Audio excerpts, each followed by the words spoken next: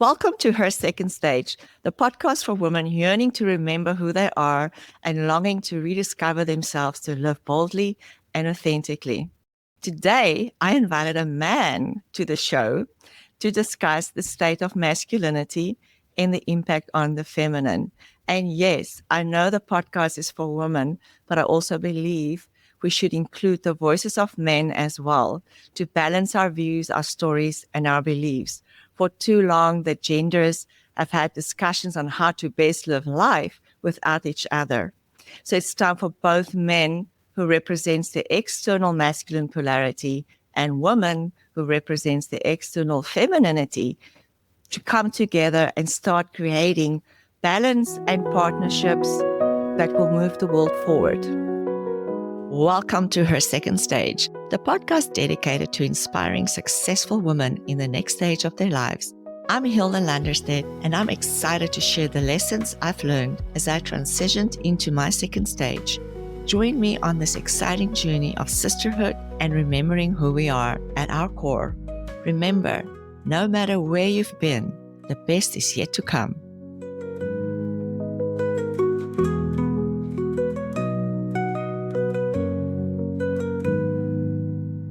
So welcome, Stephen. Stephen Young is a doctor in physical therapy and has been in the health and spiritual world for most of his life.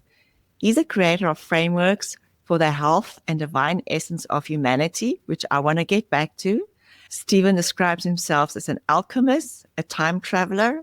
Stephen is an amazing guide and mentor, not only to me, but to many other business owners. And he's involved in creating some amazing businesses that will for sure impact the world and drive as humanity forward. Stephen, welcome. I'm so grateful to have you in my life as a teacher, a guide, and mentor, sharing with my audience your beliefs around masculinity.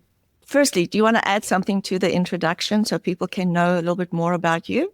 You know, one of my favorite things to do right now is to provide new contexts for people. So remind people that we're at a human history moment where we can no longer do business and life as usual, right? And so, a lot of this has to do with our incredible awakening process. And in that awakening process, of course, comes with this masculine, feminine, gender dynamic, this dance between the masculine and the feminine. And so I'm super excited to have this discussion because this is such a needed, dance to happen for us to move forward in humanity. So, creator of frameworks for health and divine essence of humanity. What does that mean? Tell us about that. I'm a huge fan of these things called the Hermetic laws, right? And so there's these 7 laws that sort of govern, in a way, how our reality works. And I believe that in the first phase of my life, right, I was put into the system, right, operated from within the medical system, within the psychological system. And really about 15 years ago, I was sort of plucked out of that system in a way. And then the story I always tell is I was in my clinic. I went upstairs and got a massage. And then about a minute afterwards, I got a text from someone that's like 2,000 miles away. And a text said, "How was your massage?" And then I, of course, asked, "How do you know I just got a massage?" And then her response was, "Your soul told me." And so that was like my first undeniable experience of clearly there's another framework of reality that's happening. And so really in the last 15 years, I've sort of devoted my attention to seeking, right, what are these other contexts? And what I came across is that the best analogy I can give is while we believe we're free in this world, it's almost like we live in a zoo and we're not the zookeepers. And then we are tricked into thinking we can make the zoo prettier and more fun and have it more extravagant, but we still are in a zoo. My passion right now is to provide frameworks that help people realize that we have the absolute divine right to exit these zoos and live in a world that is beyond anything that we can imagine. While I start from that health and wellness framework, really the bigger game that we're playing, which is how do you live a life that you get to create and choose beyond your imagination. Yeah, and I am so happy that you are guiding me out my little zoo as well. So thank you for that. I just want to give you some perspective I'm doing a series of episodes for women around the feminine, episode on divine feminine, the wounded, healed feminine, archetypes, the light and dark, the shadow of the feminine, how she shows up, and why it's important to heal those shadows and the wounds so that we can show up whole in the world. And I've also produced, or I'm in the process of producing, an episode around masculine archetypes for women to recognize the healthy masculine and how they show up in their archetypes, the light and dark, and also the shadow side of the archetypes for men. So that's what I wanted more. You bring the masculine, the male voice to this very feminine and female conversation, and to help and guide a woman on the masculinity. We've had this narrative of toxic masculinity that we see, and a lot of women are experiencing, and whether it's toxic or not, I think it just became a narrative on men, on the toxic mixed masculinity. I want to discuss with you what is the opposite, like, why do you think it happened? Like this big narrative, like men are toxic when they show up in their full masculine, and what is a healthy masculine, and how do we as women recognize him and not judge him? Can you speak to me to that? Sure. Yeah. And I always love to set the context first before we get into the strategy and the tactics, right? And this is a good example of sort of the zoo analogy and the entire story and framework of how there is, in fact, toxic masculinity, and that women and men, right, have their wounds that they're healing from. That's all a context. And so we could create a different context. And I'll give an example. Imagine the contraction and even the lack of awareness, right, of our masculine and feminine energies. That's currently framed, right, contextualized as wounding, and there's something to fix, right? But what if the divine, like our higher infinite intelligence self / God, which can access all time, orchestrated all this? They orchestrated all of this for us to have the contrast so that we can have wisdom. And what I mean by that is, from that perspective, then every wounding or heightened emotional experience that we've had that contracted us, that blinded us from a full experience of the masculine and feminine, was all purposely orchestrated so that now we can have the greatest fun, greatest pleasure, greatest fulfillment to explore this. And that's a very different context than there was something wrong that happened or something that needs to be healed or fixed, right? So I just want to offer that context because the box that is perpetuating all of this that we're discussing is the box, the illusion of you're not there yet. Because the you're not there yet frequency causes us to think of every aspect of our life as you're not there yet, so that there's something to fix. And so we perpetuate that cycle thinking that eventually if we fix it enough, it'll be fixed. But really, it's just we get to opt out of that context. And if we jump into the strategy, for sure, I always say, we had this discussion in Sedona, which is like, we really do get to honor what I call the other team. We get to honor the people that created the zoo, because what fun, what a great job they've done to trick us, right? Versus, oh, they're evil and we need to like defeat them, right? It's like we get to honor what a great job, how they completely tricked, which we'll get into, the feminine into a certain context and the masculine into a certain context to basically depolarize the masculine feminine pole so that we do not have energy as a humanity to create our own reality. In other words, they depolarized it on purpose, and they did a great job to keep us subdued so that we continue to stay in the zoo, right? Because they believe the zoo is the best thing to keep us safe, right? So first and foremost, we do get to honor that. So once we set the container, like divinely orchestrated as unity, within separation, the other team did a beautiful job. Ha ha, great job tricking us. And then now we can go into, okay, so we realize that we're in a zoo and we're playing this game. How do we play this game, right? And that's the question. And so from that perspective, I would say, yes, there's a lot of programming for men to really steer men towards that lover magician archetype and to hide the warrior and king archetype. And this is why when men exert or express any force right, which is that warrior archetype, it does get labeled as toxic masculinity, right? And there's all this programming of men doing tantra and ecstatic dance and doing meditation, again, which is all that lover magician archetype, whereas we really need men to be in the warrior and king archetype, right? And we're seeing the effects of this. If the men are not in their warrior and king archetype, which essentially I can sum it up as the energy of I've got you, meaning no matter how wild or crazy or unpredictable or mysterious the feminine is, that the masculine has the energetic embodiment of I've got you. Like no matter how wild, mysterious, chaotic you are, I will be here and I've got you, right? I'll take care of this and I'll take care of you, right? So that's that warrior and king archetype. But we can see in our society that is literally being deprogrammed. You look at television shows and how men are being portrayed, all the things, there's that side of it, right? On the flip side, the women also being depolarized and programmed. There's the whole like women equal rights as men, they need to excel in their job and they have equal pay. They're being tricked into sort of this accomplishment, masculine energy and devaluing the mystery, right? The unknown, the unpredictability, the inspiration aspect of feminine energy and more towards the structure, execution, accomplishment, which is basically masculine energy, right? So once we understand this dance, we can start to laugh at it and go, got it. How do we want to navigate this forward? And navigate forward from a beautiful game that we're playing and not from a fixing, not there yet perspective. How do we opt out of the not fixing? Because we are like so in that game, not just fixing ourselves, but we always see, oh, this one needs to fix him. Like you see it around yourself, everybody else, how they need to fix themselves. How do we opt out of that?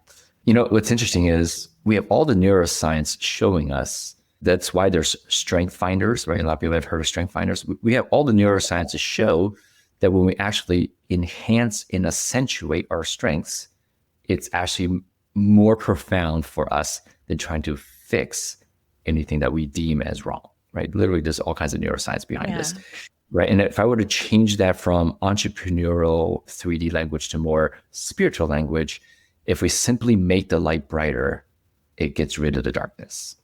That's another way to say exactly the same thing. And so to answer your question, the beauty of it is your question has the answer built in. This is how everything works, right? We literally just choose to opt out. All of this is simply an awareness of choice. It's a constant awareness, moment to moment, to choose to play a different game. And we recognize that we are swimming in the collective consciousness and energy of you're not there yet. But moment to moment, we just revert back to no, we've always been there, right? Because everything is divinely orchestrated and that everything already is whole. We're not being in passivity or not being in inaction. A lot of people think, oh, if everything's whole, you would just kind of sit there and be. No, we would still do what children do all the time with unlimited energy. We would play, right? We would be fully expressing without attachment and fully expressing ourselves, which we would call play. And we would literally essentially play our way through this game of this masculine and feminine dynamic. How many adults are still playing? We are so serious about it's something we really need to remember. I remember when my son was in little preschool and they were playing in the sandbox and they would just make up their own rules. And the argument is the one who comes up with the rules, you get to play that boy's rules unless your rules suck and someone else. And that was just the rule and everybody played.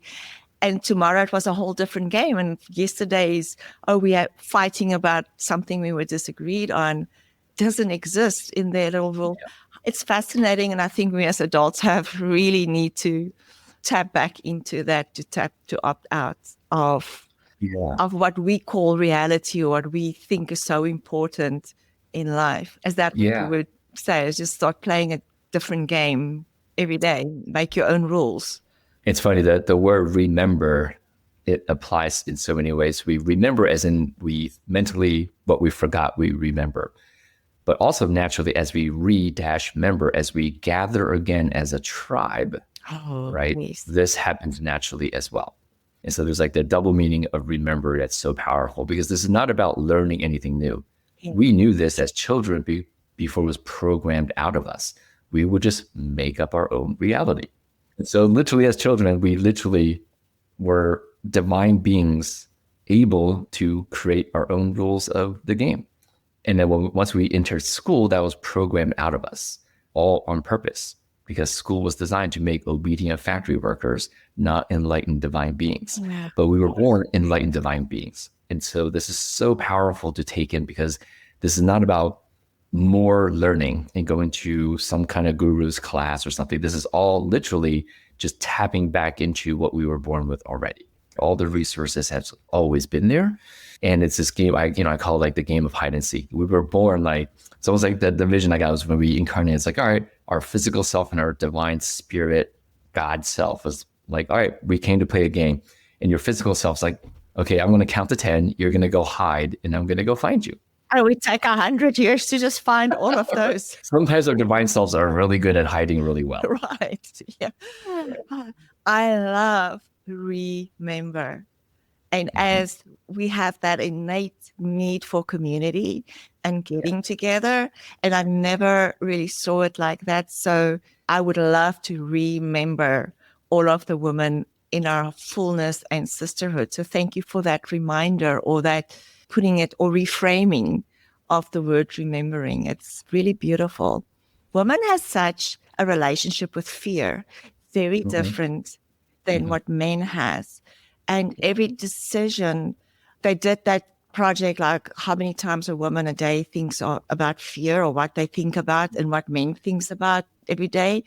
And men are like football and beer and stuff like that. And literally woman has every encounter, like hundreds of times a day, experienced, am I safe? Where's the danger coming from? So how do you opt out of the fear? Because the world and the narrative, the world's not necessarily a safe place for feminine or females. And how do we recalibrate as women our nervous system to receive the I got you energy? Because we've had a conversation similar, and I just felt it in my body when you say I got you, from a masculine to the feminine. But we often can't receive it as women because we have all of these narratives and fears that's driving us. How can we as women and the feminine feel safe in a world that's not really created for the feminine to feel safe in? The whole patriarchal system, and we're not knocking men and the men that protects us. It's just the whole system has not been created with feminine or females in mind and the safety for them. I don't know if the answer is just opt out, but from a physical, this dense reality point of view, do you understand my question? What is the guide for women?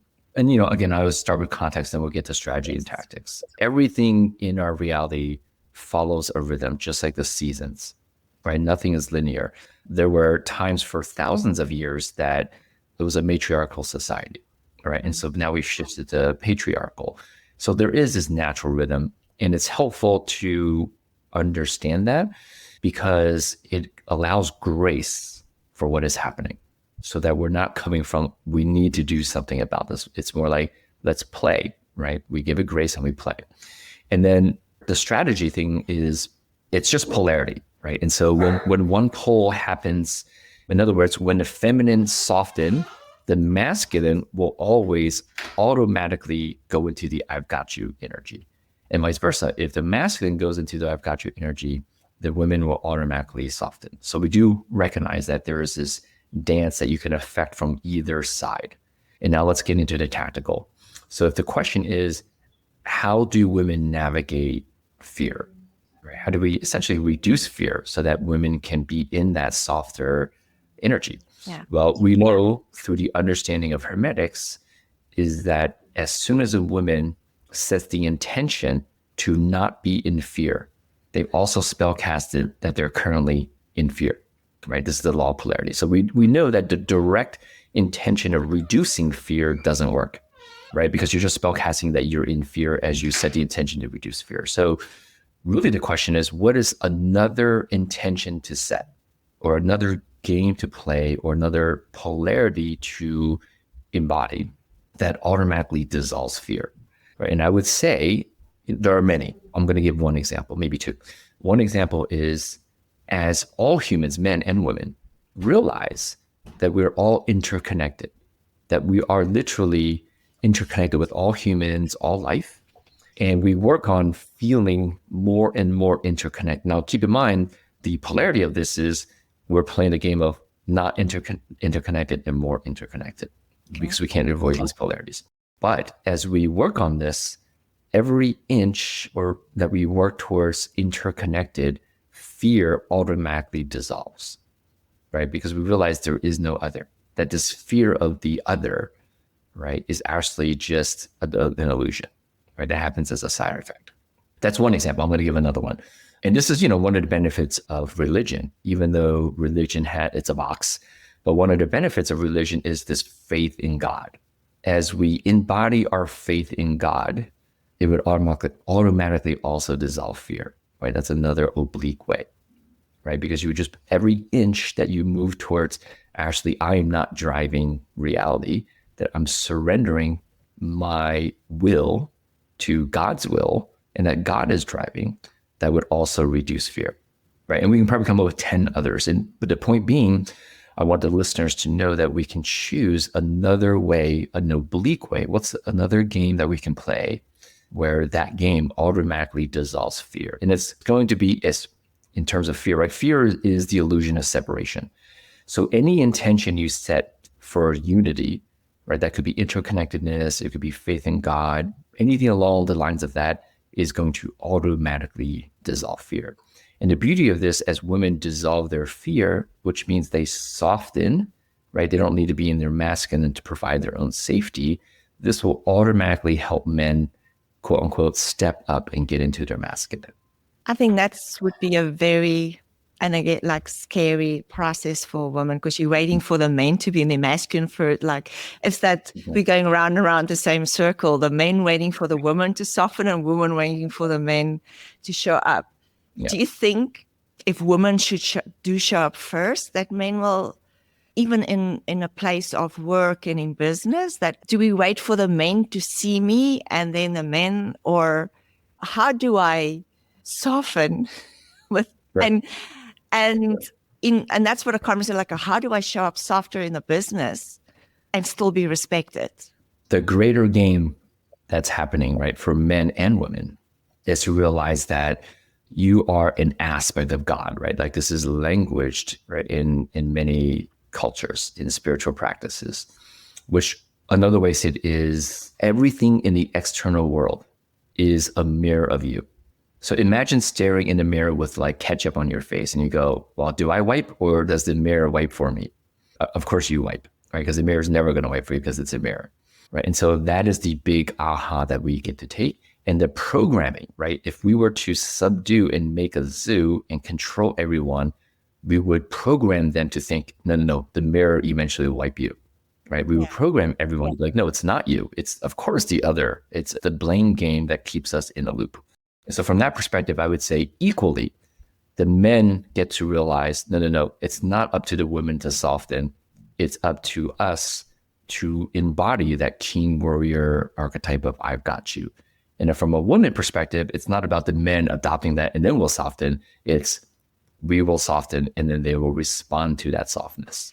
I literally lived this because all previous partners I ever had, whenever there was a friction, they would be in their mask and be like, no, this is wrong. You did this, right? Structure, boom, boom, boom. This is what needs to happen. These are my boundaries, all very masculine energy. And I had this one relationship where the friction happened and she just said like, I don't understand what's happening. I'm so scared, like feminine energy. And me, there was no thinking. There was no like, okay, so this is what she's saying. What is the masculine thing to do? There was no thinking. My non-thinking response to her words was, that will never happen again. That's beautiful. And that was such a living example of the power, right, of this dynamic as it happens. Two questions that came out of that. If you say faith in God, what if people say, I am not religious, or I don't believe there's a God, or, that conversation. And I don't want to lose the people who believe they're not religious. I just want you to speak to that. I totally wanted to crack a joke, but I'll keep it semi-serious. What I would say is even atheists, right? Even people who don't believe in a God. And I've met plenty of those people. When I ask them this question, which is, do you feel like it's not a God, but there's some type of, I don't know, greater intelligence, right? Some force out there that is beyond your human self. Like, do you believe in that? And most of them will say yes. They're not so egocentric. They're like, no, I am the omnipresent thing. I rule the universe, right? They believe that, of course, there's something out there that they don't get. So I would say, trust that. We don't have to label it. We don't have to label it as God. We don't have to label it as spirit. We don't have to label it as higher self. Let's not even label it. It's this thing that is beyond you. And I think we can all agree that we have an inner felt sense of that. And I do want to add one thing that's coming to me is everything that we just spoke about, because this is a podcast, right? It involves words. It'd be a silly podcast if it was just like silence and you just, sat there for 20 minutes. I do want to say that we are using a masculine energy in a masculine container to deliver this. Is a felt sense. There's a sense to navigate this masculine feminine dance that doesn't involve words at all. I just want to put that into the talking circle that for anyone listening, that there are moments you can just sit in stillness and not try to understand this. I would recommend actually listening to this and then take some moments to just feel and trust your feeling once you listen to this. And that's the feminine energy. Because if you listen to this and try to understand it, that's still in the masculine side. Yeah. Thank you. Thank you so much for adding that. Is we as women so are trapped into our heads and often just forget to feel what we feel about the information that comes our way. What are the conversations men are having around the same conversation? Can you show some light on that part of the world we find very interesting and we don't really know? Yeah, I could definitely give like behind the curtains, right? Like what's men and what are they? What's the conversation? Because I'm involved in a few just here in Austin, right? There's like these group chats where it's men. It's men chat groups. Talk to people who run men's circles and all the things. Most things are an 80-20, right? Pareto principle. I would say right now 80% of the men are still living with the illusion of the mirror needs to go first. Yeah. Right. So they essentially complain, right, about where are the feminine women? They're so in their masculine and so on and so forth. So they're still on what I would consider the illusion side of it. But there are 20% of men who get this, like who get, no, we shift. And then we shift all of reality. And so that's sort of the experience that I'm having is that while the majority of men are still living with the women go first and then we get to do and feel, and it would be amazing for us if they did this. But there are for sure a smaller percentage of men who realize that no, we get to choose reality. You've experienced like literally when we shift, the external world immediately shifts. Mm-hmm. Do you find different age groups are differently, or is it right through, like, are the younger men versus men in their second stage? Are they in business? Are they yogis? Are they, have they come full circle? I'm just curious because I think women would want to know where those men are. From my experience, the younger men, while they have more consciousness, spiritual practices, because they were born in a state of human existence where we are just vibrating at a different frequency to people that were born, 50 years ago, right? So the younger men for sure have this deeper embodiment of spiritual practices and awareness of this meta game, but yet they also grew up in a time where there's much more programming into the lever magician.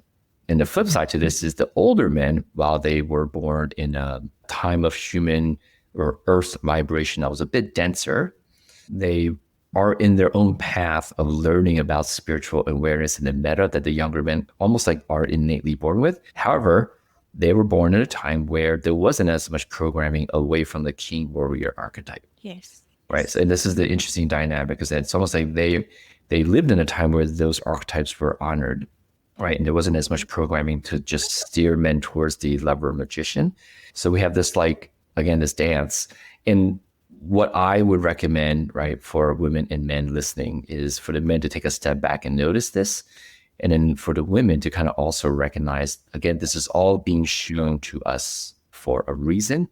beyond what we're even talking about here, meaning the balance and the harmony of masculine and feminine, we're literally noticing these contrasts for our soul and our spirit to reveal something deep within ourselves that in fact has nothing to do with masculine and feminine dynamics, if that makes sense. Like, even though, in other words, even though we are here to talk about masculine and feminine dynamics and all that stuff, and all these, awarenesses are coming, just also your observer self gets to observe, and then your feeling self gets to feel as this discussion is happening, what's coming up for me to feel, because that feeling and that intellectual awareness is probably revealing something that actually has nothing to do with masculine or feminine. There's a bigger meta. So I just want to speak that into the space so that that is allowed to happen, so that our consciousness allows that awareness to come. Thank you for that insight. Is the male archetypes, masculine archetypes, either or, like the lover, magician? Can you either only be that from a male point of view, or king and warrior? Because on the woman's archetypes, I'm talking that you all of them, and you use them as a resource to resource yourself for how you need to show up. Sometimes I need to be the queen, and sometimes I need to be the lover or the temptress, so I get to be the creatrix and play a little bit more. So I would think that that's sort of the male archetype should be the same. Men can use it to resource themselves into their masculine to support. I mean, again, I know this is just the polarities that we're talking about, but less for them to use and know about it so they can show up in whichever energy is best for the situation. Is that sort of an opinion? Because I know you, or do you think it's just natural they focus so much on the one sort of archetype energy and essence that they forget that they also have the essence of the other one? Yeah, so for sure, the lover, magician, warrior, king archetypes fit men and women. And so one way to conceptualize this is that the men are being pushed into the lover, magician, and then the women are being pushed into the warrior, king, right? Because they have to be their own fighter for their own safety, and they have to be their own queen to protect their kingdom. The game is for both sexes, male and female, to have the ability to go into any archetype at any moment. This is the true game, right? So it's less about, well, the women, even though we've framed it currently so far as the women will get to be lover, magician more, when the men essentially becomes king and warrior. But really the bigger game is for both men and women to be able to switch between any of those four archetypes at any time.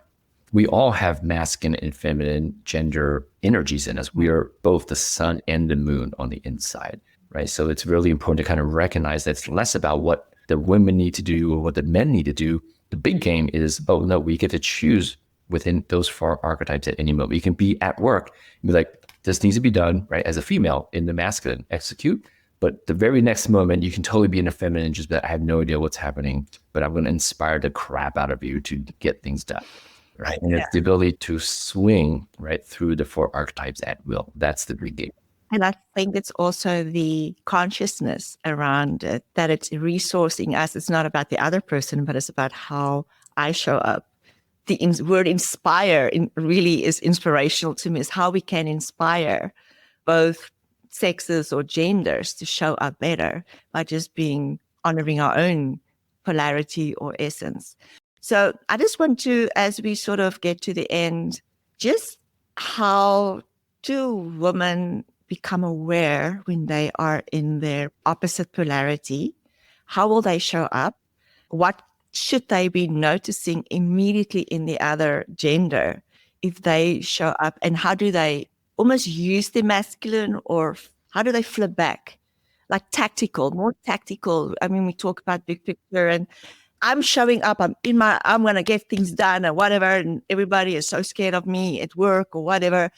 And now got to go home to my partner, and I can't go like this to home, or even in the next meeting when I need to work with females, you go from one polarity to the next. What is a tactical tip women can do to observe themselves and use split seconds that, oh, this is not what I want? I've experienced this, and I was just reminded of this recently at a retreat I was co-facilitating. There were 12 other facilitators, and one was a couple, husband and wife, and they teach this sort of masculine and feminine stuff. And it was hilarious to see that essentially the wife was saying how the husband literally does all the work. Like he gladly goes through shopping, puts the kids to bed, does all the things, and she kind of prances around and dances and says hello. How I observed that happening is the whole retreat, she constantly praised how he was showing up. There was never any correction energy or you should be doing this energy, because she was basically inspiring him, right? By just constantly praising him and cherishing him. And his devotion to her, because that energy just shines through, and he intrinsically was doing all this stuff for her. And so that's essentially a very easy tactical thing. And again, this goes both ways. I'm not saying how this game works is that women need to praise the men. Yeah, I was going to say, now you're going to be triggering a whole lot of women. Right. I can say is the men, right? If the men were to initiate, their attention to the electrical system of the women, right? Their attention to the electrical system of the women becomes one of their top priorities, because the women will be able to feel this, and it'll just literally naturally soften, right? Because men are so much into what they need to accomplish, they forget that one of the things that they get to tend to, one of the most important things a man gets to tend to, is the woman's electrical system. And so for men, tactical thing would be, you could be at a business meeting, you could be at home, anywhere. If there's some female around, definitely be noticing how is their electrical system showing up. And if it's not an absolute calm, safe, peaceful state, you get to tend to that and make that a top priority. Do you think that should be a priority in business? Because yes, once you realize that this is all life, when in life should a man not tend to a woman? Never. Business, vacation, family time, tend to women. It's all life. When in life would a man be like, no, I don't need to tend to the women right now? I love that. So to the men not listening, remember that. Stephen, thank you so much. And we're getting to the end of the conversation. So I have a ritual where a previous guest leaves a question for the next guest. And your question is, if you were to follow your heart, where would it lead you? I definitely feel like I swim in miracles. If I were to say, if I follow my heart even more, I really would, besides doing all the magical things that I get to do all the time, I would imagine following my heart even more, I would place a bit more attention without attachment, a bit more attention and emphasis to my personal relationships. Because right now, a lot of my focus is on broader, bigger, world things. I would say just be more focused on just deep personal relationships. I appreciate you being vulnerable and sharing that. Thank you so much.